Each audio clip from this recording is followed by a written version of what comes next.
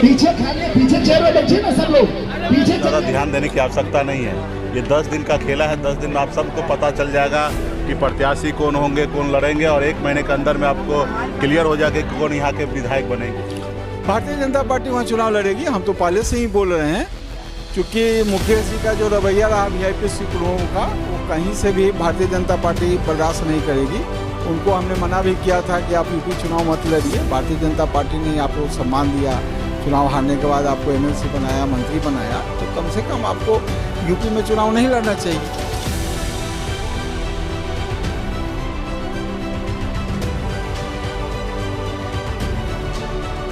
हमारे संबंध सीधा देश के गृह मंत्री श्री अमित शाह जी से है। इस गठबंधन में श्री अमित शाह जी के कहने से हम इस गठबंधन में आए और आज भी हैं।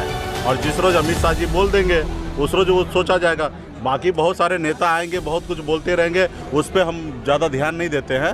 वो बोले अपना बोलते रहेंगे। अब मुझे लगता है कि वो भी जो आज बोल रहे हैं वो 20-22 तारीख का नॉमिनेशन के बाद है ना, वो भी आपको मजबूती से यहाँ पे पोछा में हमारे प्रत्याशी को मजबूती से जिताने का काम करेंगे। बिहार में भाजपा के नेताओं ने संकेत देना शुरू कर दिया है कि मंत्री मुकेश सहनी का NDA में भविष्य क्या होने वाला है।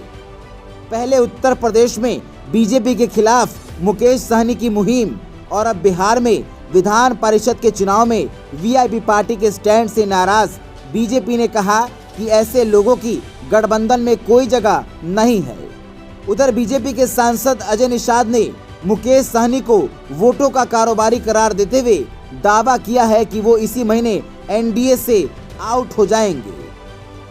भाजपा के वरिष्ठ नेता और सरकार में मंत्री सम्राट चौधरी ने आज मुकेश सहनी के बयान पर गहरी नाराजगी जताई। दरअसल एक दिन पहले मुकेश सहनी ने कहा था कि लालू प्रसाद यादव उनके दिल में बसते हैं और वो लालू की विचारधारा से काफी प्रभावित हैं। मंत्री सम्राट चौधरी ने आज इस बयान पर नाराजगी जताते हुए कहा कि लालू प्रसाद यादव के विचारधारा वाले व्यक्ति के लिए NDA में कोई जगह नहीं है। सम्राट चौधरी ने कहा कि लालू यादव के विचारधारा के विरोध में ही जनता ने NDA को सत्ता में बिठाया है। उधर बीजेपी सांसद अजय निषाद ने कहा कि मुजफ्फरपुर जिले के बोचहा सीट पर उपचुनाव होने वाला है। पिछले चुनाव में बीजेपी ने ये सीट मुकेश सहनी को दे दी थी, लेकिन अब बीजेपी खुद इस सीट पर चुनाव लड़ेगी। 24 मार्च को ये साफ हो जाएगा कि बोचहा सीट पर बीजेपी लड़ने जा रही है और उसके साथ ही मुकेश सहनी NDA गठबंधन से बाहर हो रहे हैं। अजय निषाद ने कहा कि मुकेश सहनी ने निषाद समाज के नाम पर कारोबार किया है। बीजेपी सांसद ने कहा कि निषाद समाज के लोग मुझ पर भरोसा करते हैं। 2 पीढ़ियों से मैं निषाद समाज के सुख दुख का ख्याल रख रहा हूं, इसे लोग जानते हैं।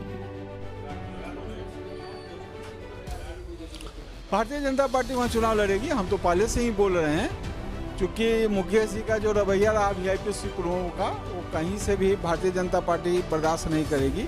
उनको हमने मना भी किया था कि आप यूपी चुनाव मत लड़िए। भारतीय जनता पार्टी ने आपको सम्मान दिया, चुनाव हारने के बाद आपको MLC बनाया, मंत्री बनाया, तो कम से कम आपको यूपी में चुनाव नहीं लड़ना चाहिए।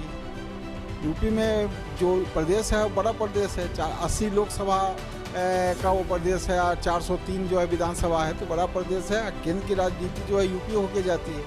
मैक्सिमम जो भी प्रधानमंत्री हुए हैं आज़ादी के बाद, भारत स्वतंत्र भारत के, तो मैक्सिमम लोग उत्तर प्रदेश के ही हुए हैं। तो उत्तर प्रदेश बड़ा प्रदेश है। कहीं से भी आप जोगी जी का रास्ता रोक के आप आगे नहीं बढ़ सकते। हाँ, अच्छा करने दीजिए ना। अब तो 24 तक, 17 से नॉमिनेशन शुरू है, 24 तक नॉमिनेशन का अंतिम तारीख है। अब नॉमिनेशन के बाद पता चल जाएगा कौन हीरो है, कौन जीरो है।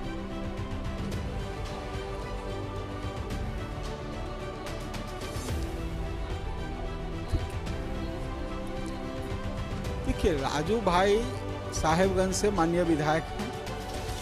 उनका शुरू से लड़ाई रहा है तो RJD से रहा है, ठीक है। सब दिन वो राजनीति किए हैं, तो RJD विरोधी जो वोट रहा है उस पर किए हैं।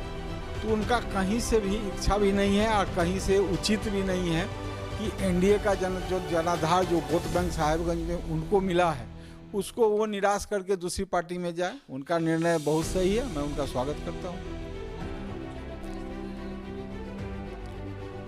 कोई भी उम्मीदवार तय करना शीर्ष नेतृत्व का काम है, लेकिन भारतीय जनता पार्टी बेबी जी पर सहानुभूति रखेगी। जिस समय ये निर्दलीय चुनाव जीती थी, उसके साथ भी लगातार भारतीय जनता पार्टी के संपर्क में रही है, सहयोग में रही है, पार्टी को प्राथमिकता देगी, लेकिन टिकट जो है वो शीर्ष नेतृत्व तय करता है भारतीय जनता पार्टी, वो 100% करता है। तो ज़्यादा ध्यान देने की आवश्यकता नहीं है।